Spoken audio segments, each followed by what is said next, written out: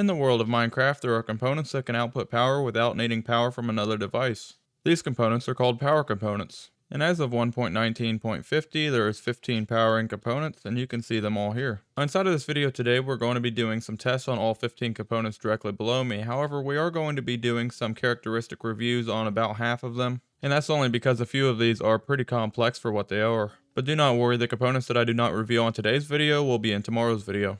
I do also want to pause for a quick second and say if you guys have any questions, the comment section is always open, and if you want to message me more directly, you can find the link for my community Discord down below inside of the description. It is free and everybody is welcome to join. I also want to say a huge thank you for the amount of positivity that I got for this series. I'm glad that you guys are just as excited about it as I am. With that being said, let's jump into it. In front of me here we have 15 different components that are considered powering components. These components are able to put out a power output without having to have a power output attached to them, which in layman's terms means that they are the source of the power. First we're going to go over all of these and see if any of these can hard power a block. First up is the button. The button can hard power a block, and it can also soft power any of the components or redstone dust that directly connect to it. The lever is next. The lever can hard power any block that it is on, and it can soft power any of the components or redstone dust that is connected directly to it. The pressure plate can hard power any block that it's directly on top of, or it can soft power any of the components or redstone dust directly connected to it. Next is the daylight sensor. The daylight sensor cannot hard power any blocks, however it can soft power any of the components or redstone dust connected directly into it. The redstone block cannot hard power any of the blocks, however it can soft power any of the components or redstone dust that are directly connected into it. Next is the activator rail. The activator rail can hard power whatever block it is on top of, and it can soft power any of the components or redstone dust that are directly connected into it. Next is the lightning rod. The lightning rod can hard power any of the solid blocks that the base is connected directly to, and it can soft power any of the components or redstone dust directly connected into it. Next is the observer. The observer can hard power any block that is directly on the output side of the observer. The observer can also soft power any of the components or redstone dust, but it has to be on the output side of the observer, which is indicated by this red dot and the arrow facing towards it. The jukebox is next. The jukebox cannot hard power any other block, however it can soft power any components or redstone dust directly connected to it. Next we have the lectern. The lectern can hard power any solid block that's directly beneath it, and it can also soft power any of the components or redstone dust directly connected into it. Next we have the redstone torch. The redstone torch can hard power any block that's directly above it, and it can also soft power any of the components or redstone dust directly connected into it. Next we have the target block. The target block cannot hard power any of the blocks, however it can soft power any of the blocks or components directly around it. Next we have the skulk sensor. The skulk sensor cannot hard power any blocks, however it can soft power any of the components or redstone dust directly connected into it. Second to last we have the tripwire hook. The tripwire hook can hard power any of the blocks that it's connected into. It can also soft power any of the redstone components or redstone dust that's directly connected into it, except for being in front of it, because that's where the string has to go in order to connect to the second tripwire hook. The last one here is a trapped chest. Do not get the trapped chest confused with the regular chest, because these two operate differently, although they are similar. The trapped chest can hard power any solid block that's directly beneath it. It also cannot soft power any of the components around it, however it can soft power redstone dust coming out of it. Next we are going to test all 15 of these items to see if they can be pushed or pulled or broken off as an item. So we're going to go over here and start with the button first. This is going to cover how all of the buttons will respond. So if we hit this, you can see it does not get pushed, it gets broken off as an item. And of course, since it's an item, it cannot be pulled. Next we have the lever. If we hit that, you can see the lever is broken off as an item and it cannot be pulled because it is in item form. Next is the pressure plate. We can hit that, and as you can see, it does not get pushed, it gets broken off as an item, and it cannot be pulled because it is in item form. Next is the daylight sensor, and you can see it can be pushed, and it can also be pulled, and it does not break off in item form. Next is the redstone block. We can push the redstone block, and we can pull the redstone block, and it does not break off in item form. Next is the detector rail, and if we hit that, you can see it gets pushed, and then it also gets pulled, and it does not break off in item form. Next is the lightning rod. We can hit that, and the lightning rod gets pushed forwards, and it gets pulled back and does not break off in item form. Next is the observer. It gets pushed, it gets pulled, and you might notice that it also updates whenever it moves. This is because the state of the air block in front of the observer has changed, and it does not break off in item form. Next is the jukebox. We can hit that, and as you can see, the jukebox cannot be pushed, and if it cannot be pushed, that means it cannot be pulled, and it does not break off in item form.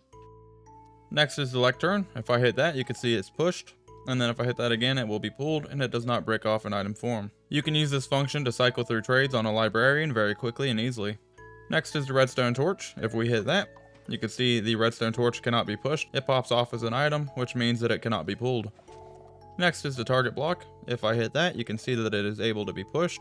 And if I hit that again, it's able to be pulled, and it does not break off as an item. Next is the skulk sensor. If I hit that, then you can see that the skulk sensor is not movable, which also means that it is not pullable either, and it does not break off as an item. Next is the tripwire hook. If I hit that, you can see it breaks off the tripwire hook as an item, which means that it's not pushable, and it's also not pullable. And then last but not least is the trap chest. If we hit that, you can see the trap chest gets pushed. However, whenever you push a double chest of any kind, it will split into two different chests, which is a very handy function. And then if we hit that again, you'll be able to see it can be pulled, but however, because these were separated into two different blocks, it's only going to pull one of them. It also does not break off as an item. I also wanted to take a moment and show you the differences between these two chests. If you look on the right, we have the trap chest, and you can tell that this is a trap chest because it has kind of a orange outline around the locking mechanism, and the regular chest has more of a darker surround around it. These two can also be set right next to each other without joining the chest together. Next, we are going to do a test to see which one of these redstone components will allow power to pass through it. Trap chest? No. Tripwire hook? No. Skulk sensor? No. The only reason it lights up is because it's picking up the vibration from the lever being flipped. Target block? Yes. Redstone torch? No. Lectern? No.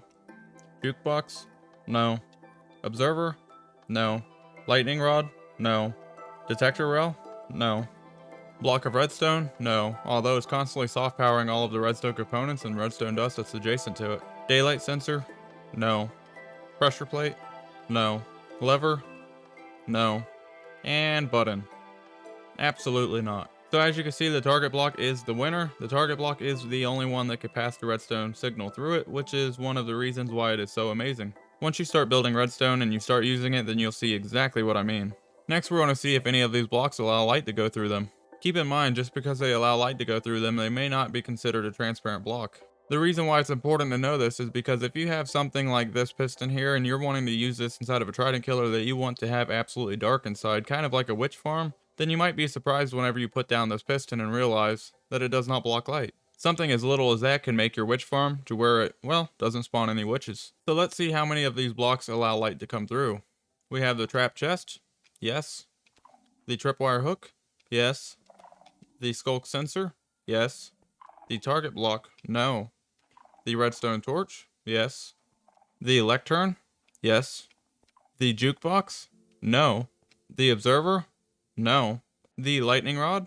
Yes. The detector rail? Yes. The block of redstone? No. The daylight sensor? Yes. The pressure plate? Yes. The lever? Yes. And the button, of course. On today's lesson, we're going to be going over all 8 of these blocks here, and we're going to be getting pretty in depth with their game mechanics and how they work. So first up is the lever. The lever will hard power any solid block that is directly connected to, and then if you remember, it will directly soft power any of the redstone components that is adjacent to it, including above and below. So to demonstrate this, we can flip that lever on, and as you can see, all of the redstone dust is lit up. We could place down another piston there, another piston there. Anywhere that we place pistons here, it's going to power them, which makes it a great power component to use. The lever will stay on as long as you have it toggled to the on position, and it will stay off as long as you have it toggled to the off position. The lever also outputs a redstone signal of 15. The lever is also waterloggable. Next, we're going to be going over the button. The button is very similar to the lever. Instead of having a on-off switch like the lever does, it's going to have a momentary on switch. However, it is very similar with how it powers the block, so it's going to hard power whatever block that is on, which is going to allow it to soft power whatever redstone dust or components are directly next to it or under it or even above it. The button itself will also soft power any of the redstone dust or components that's directly to the side of it or directly above it. So if we hit this button, you can see that it is momentarily on, and then after a brief moment it turns off. Now there is one main thing I want to talk about with these buttons, and you need to separate the two different types of buttons that you're using. You have the stone buttons and then you have the wooden buttons. To show you what I mean, I have a wooden button over here and a stone button over here. The stone button is going to stay activated for 10 total redstone ticks, which is going to be 20 game ticks or 1 second. The wooden button is going to stay activated longer, whereas it's going to stay activated for 15 redstone ticks, or 30 game ticks, which is equivalent to 1.5 seconds. And if I hit the stone one, you'll be able to see the delay there. And then if I hit the wooden one, you'll be able to see it's substantially longer. If you ever watched a redstone tutorial and they specifically told you that you need to use a stone button or a wooden button, this is the exact reason why, and that is because it's very precisely timed. Now the wooden button does possess an ability that the stone button does not, and that is the ability to be shot by an arrow. As you can see, if I shoot the stone button, nothing happens. However, if I go over here and I shoot the wooden button, it allows that to stay illuminated, and that's actually going to hold power on that wooden button until that arrow despawns, which is exactly 1 minute. All types of buttons will output a redstone signal of 15, and the button is also going to be waterloggable. Next is going to be the pressure plate. However, this is probably the most sophisticated one out of the bunch, so I'm going to save this one for last and move on to the observer. The observer is a pretty interesting block. The observer will detect any block state change that happens in front of the face of the observer. As you can see, placing down a piece of glass and breaking it allows the observer to pick it up and then update. You can detect all kinds of different blocks, all kinds of plants growing, or just about anything with an observer. Whenever the observer is updated, it's going to release a redstone 1-tick pulse. However, due to an active bug inside of the Bedrock edition, the tick that comes out of the observer is just about 2 ticks long. This is one of the issues that contributes to the unreliability of the observers. The observer functions as kind of both a transparent block and a solid block. As you saw earlier, this does block light whenever you place it over the hole, which would be the characteristic of a solid block. However, if you take this and then you try to pass redstone through it, you can see the redstone has no problem going up and around, which would be the characteristic of a transparent block. The observers can even detect the change inside of the air in front of them, which means if you move this with a piston, then it will actually detect itself moving, because the airbox that it was in has now changed states. This makes it perfect for uses in things like flying machines. Every pulse that the observer puts out is going to be a redstone power of 15. You can make a very simple observer clock by placing an observer facing into this observer, and then it's basically going to make it go back and forth like so. The reason why this is working is because this observer detected whenever this one came in front of it, so then it sends off a pulse. Whenever it sends off the pulse, this one over here is going to detect that it sent off a pulse, and send off its own pulse, which is going to be detected by this one, and then this one's going to send off a pulse, and then it's just going to go back and forth a million times over, and basically never stop until it's separated, which makes for a very simple clock as long as the circuit is not timing sensitive. Next we have the block of redstone. There's not a whole lot to go over with this. This is movable as shown previously, and this does put out a power output of 15. It can soft power any of the components or redstone dust that's directly below it, to the side of it, or directly above it. However, it's not going to be able to hard power any blocks. Due to this being a full block, it's not going to be waterloggable. Next we have the jukebox here, and as stated, it cannot hard power any surrounding blocks around it, but it can soft power any of the redstone components or redstone dust that's directly connected to it. The way that this is going to put out redstone power is whenever it has a record inside of it, it's going to put out a redstone power for the entire duration of whatever record is inside of it. As you can see, we have power coming out of here. We have it powering the pistons on the side, directly below it, on top of it. But if you look over here, we have the block here, and that's because this cannot hard power a block, so it's not going to light up that redstone. Now, one really cool thing about the jukebox is this will actually put out a redstone signal of 15 regardless what record is inside of it, as long as you have redstone dust directly hooked up to it. However, if you have a comparator hooked up to it, and then put the comparator down, the amount of redstone signal that comes out of it with a comparator is going to be dependent on whatever disk is inside of it. So you can see with this disk here, we have a signal strength of 1, so we can remove that one, which is the one that we have in our hand, and then we can put this one in. Now we have a signal strength of 6, but if we remove this one and place this one in, then we're going to have a signal strength of a full 15 blocks. And lastly, because it is a full block, it cannot be waterlogged. Next, we are going to be looking at the detector rail. The detector rail is pretty straightforward. It is basically a pressure plate on top of a rail, so whenever a minecart rolls over, it's going to put out a redstone signal. Now that redstone signal, whenever it does put it out, it's going to be a signal strength of 15, which means it's going to reach all the way over there and power that lamp. However, the duration of that really depends on how long the minecart is going to be over top of that detector rail. So as you can see, we can get a pulse if we push it across real fast. And then if we actually stop it on top of that detector rail, it's actually going to keep the power illuminating that lamp. Now the detector rail is basically going to hard power whatever block it is on top of. Then that block is going to be able to soft power any of the surrounding redstone or surrounding redstone components that are directly in contact with that block. Keep in mind here that a hard power block cannot soft power another block, so even if we had redstone dust on this side, it would not be able to power that, because a solid block can never power another solid block. So as you can see, if I place down a minecart here, it's going to activate all of the redstone down low, over here to the side. It's going to activate these pistons that are on the side, all of these being activated from the hard power block that the detector rail is on, and then we have the detector rail itself, soft powering this piston here and the piston directly above it. Now the detector rail, if we place it down here, this is able to be waterlogged. However, if we break this, you can see that the water is now flowing, but because this is inside of the source block whenever it's flowing, it's actually not going to break. However, if we stop the water and then we place down another detector rail here, and then we break that block, once the water is actually flowing over top of it, it will actually break that rail. And this is going to be the characteristic for all of the other rails too.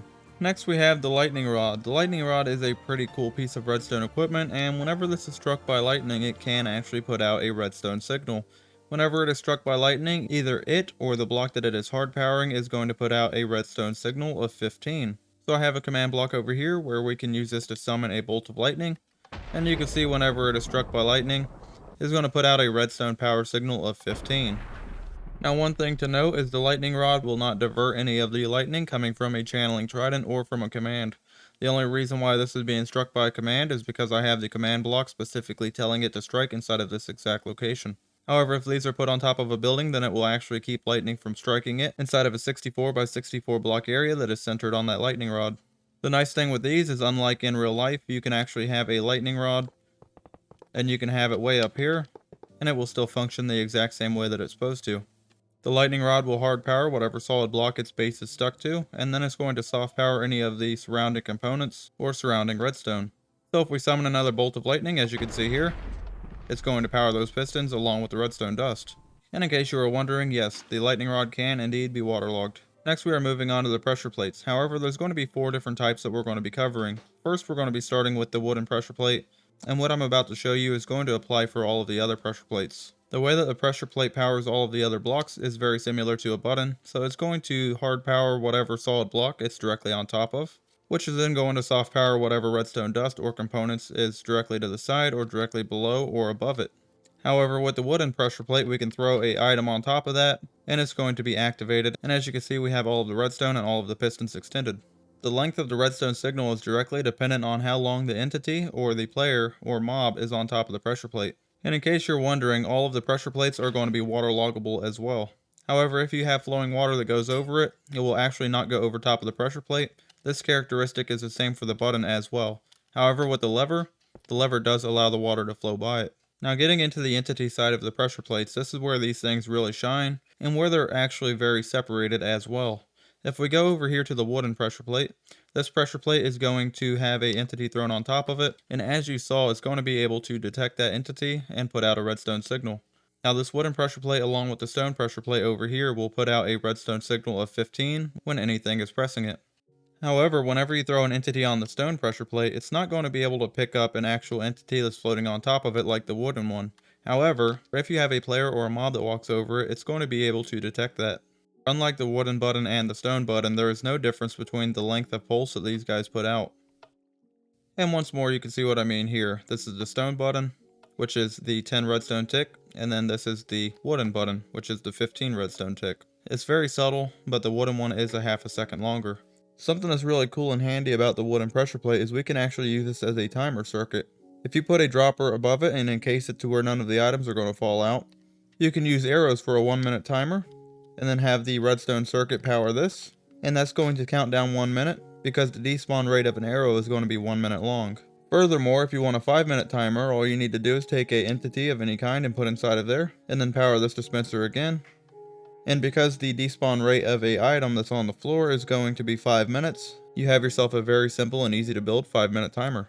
Now the interesting bit comes with the weighted pressure plates. We have the gold weighted pressure plate to the left, and the iron weighted pressure plate to the right. We're going to start off with the gold one here. If we throw an item on top of the gold one, it is going to pick it up. However, if you look at the color of that output line, you can see that it's very dim. And that means that this output line is only going to be putting out a signal strength of 1. As you can see here, this line here is not powered. However, just like I just did, you can place down a repeater here and then boost it up to a max signal strength of 15. You can also put that directly on the pressure plate as well. Now what I actually want to focus on is the amount of entities that we're going to be putting on both these golden pressure plates and also the iron pressure plates. Starting with the golden pressure plate, the way that this is supposed to work is every entity that we put on top of here, it's going to count that entity. So we have one there, and then if we place another one down, you'll see that it briefly goes up for a second and then it goes back down. Now before they ended up making a stacking mechanic with the items to where if the items are close to each other and they are the same type, then they will actually pull together and count as one and be kind of a singular group rather than a bunch of different entities all throughout the world. Whenever that was implemented into the game several updates ago, that actually broke how these pressure plates work. So now as you can see, whenever it's supposed to go up and we throw more entities on there, it's just going to briefly go up whenever it's a separate item, and then once it gets pulled into that singular stack, it's going to be counted as one. I'm 99.9% sure that this is a current bug, and it is not the way that they used to work. Now for the golden pressure plate over here, it does actually work well with entities on it. So you can see every time I pull this lever, it's going to spawn one creeper. So we can pull that down, one creeper is going to come down here, and that's going to put out a redstone signal of 1. If we do it again and put down a second one, that's going to put out 2, a third one, a fourth one, a fifth one, and we can keep going all the way until we get to 15. However, because we have a maximum signal of 15, that is the highest that it can actually go. So regardless how many more I have inside of here, you can see it's never going to go past the 15 mark. That was satisfying. Now the iron one works substantially different, and the same bug that affects this one is going to affect this one too. So you can see whenever I throw these down, they're going to basically group into one, and it's not going to make these go up at all. It's also not going to pulse because it's not going to be able to reach the number that it needs to trigger the second redstone dust to go up. And the reason for that is because these are going to go by tens. So you can see if I place down a creeper here, it's going to give us a signal strength of 1. And then if I do, say, 5 more. So now we have 6, and it's still at 1. If I do 3 more, it'll bring us to 9, and it's still at 1. If we put a 10th one down, then it's still going to be a signal strength of 1. However, if we go to the 11th one, then it's going to go up 1 signal strength, and that's because we're now past the 10 mark. So now if we put in another 9, we are now at 20, and then if we do a 21st one, it's going to make that signal strength go up. So these are going to go up by the intervals of 10. So every 10 entities that are on top of that pressure plate, it's going to make the redstone signal go up by 1. And this, of course, like the other one, is going to max out at a total signal strength of 15. You can see that by me changing this to a repeat command block. Wahaha, give me the creepers. And as you can see, we still have them pouring in, but we still have them maxed out at a signal strength of 15. Ladies and gentlemen, it's the moment that we've all been waiting for. Yes, including me. Be free! Oh, holy cow, that's a lot of creepers. With that being said, I hope that you guys enjoyed this lesson, and I'll see you guys in the next one.